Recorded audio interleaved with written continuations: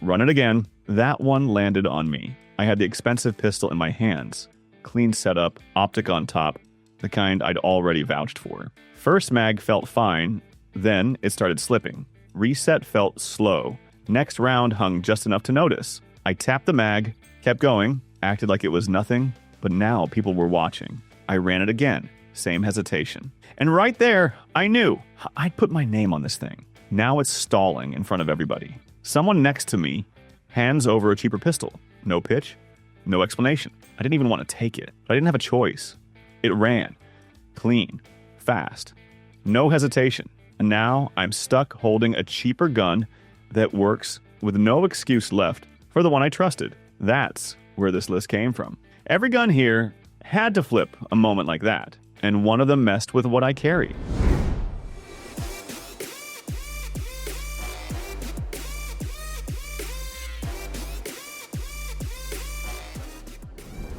Houston heat, middle of the day, and my premium micro was already getting on my nerves. In and out of the truck, shirt sticking to my back, and that thing just wouldn't sit right. Printing when it shouldn't. Grip digging every time I sat down. I kept adjusting it like I didn't know what I was doing. And that's the part that pissed me off. I paid good money for something that was supposed to disappear on me, and instead it kept reminding me it was there.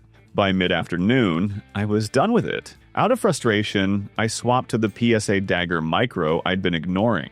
And that's where it got annoying. It sat flatter, didn't jab me when I drove, didn't shift around every time I moved. I stopped thinking about it, which is exactly what a carry gun is supposed to do. Draw felt clean, consistent, no weird adjustment mid-motion, same capacity, same real-world features, just without the constant fight. By the time I got home, I was standing in my driveway laughing like an idiot and pissed at the same time. Because the cheaper gun didn't just keep up, it fixed the exact problems the expensive one created. And now I've got a budget pistol doing the job better in the areas that actually matter. That didn't sit right. Still doesn't. Beep. And I was already late on the transition. Second target, I pushed it, and the shot broke just off. Not a miss by miles, but enough to screw the run. Timer's still going. Guy behind me watching, and now I'm trying to force it back on track. The gun in my hand, expensive, competition ready, the kind that's supposed to clean this up. It didn't. Every transition felt a half step behind. I sped up, it got sloppier. Tried to correct, lost time. Finished the run knowing exactly what happened. I had to work too hard to keep that thing moving. That wasn't supposed to be the problem. I swapped to the Canic Meet ESF without thinking much about it. Same drill, same pace, same pressure. Beep. This time, the sights just tracked. Target to target felt locked in. Reset kept up. Transition snapped clean, and I wasn't fighting for speed. It was just there. No forcing it, no catching up mid-run, and that's what hit me. The expensive gun had the reputation. The Canic had the clock. Faster and cleaner. Not one or the other. Both. I didn't like how obvious it was because now I'm looking at a cheaper pistol, handling pressure better than something built to outperform it. And once you see that on a timer, you don't really get to unsee it. A few weeks ago, late night after the range, I was still sitting in the truck before heading home. No noise, no rush, just that last low light check when your hands are tired and your head's not fully there. I had the expensive micro in hand, the one that felt perfect at the counter, and it didn't feel right. Grip wasn't locking in clean. My hands were tight, a little shaky, and now I'm adjusting mid-hold like I'm trying to fix something that shouldn't need fixing. I press, and there's a pause. Not big, just enough to notice. That's not supposed to happen. Nothing's going on, and I'm already thinking about the trigger, the grip, the brake, everything that's supposed to be automatic. I ran it again. Same thing. Small hesitation, small doubt. Then I ran the Arix Delta Gen 2. No adjustment, no thought. It just sat right, broke clean, and stayed predictable all the way through. Same hands, same low light, just none of the noise in my head. That's what stuck. Because the expensive one felt great when everything was perfect and got weird the second it wasn't. This one didn't, and that hesitation, that didn't leave with the range. It followed me home, and what came after made it worse. A while back, I was at a buddy's place, Kansas City. Gear spread all over the table before a trip. Cases getting open, people grabbing what they liked first. The nice stuff, the clean-looking pistols, the ones you don't have to explain. The APA one was sitting right there in the mix. Nobody rushed it. Not ignored, just passed over. That polite kind of dismissal where people act fair about it, but they've already made up their mind. One guy picked it up, turned it a little, made a face like he didn't get it, and set it back down. Somebody else laughed. Said it looked like something designed by a committee. I didn't argue. I moved on too. That's the part that sticks. Later on, when the talking died down and people started actually deciding what they trusted enough to bring, that same pistol kept showing up again. Not because anyone loved it. Every time someone handled it seriously, it just held up.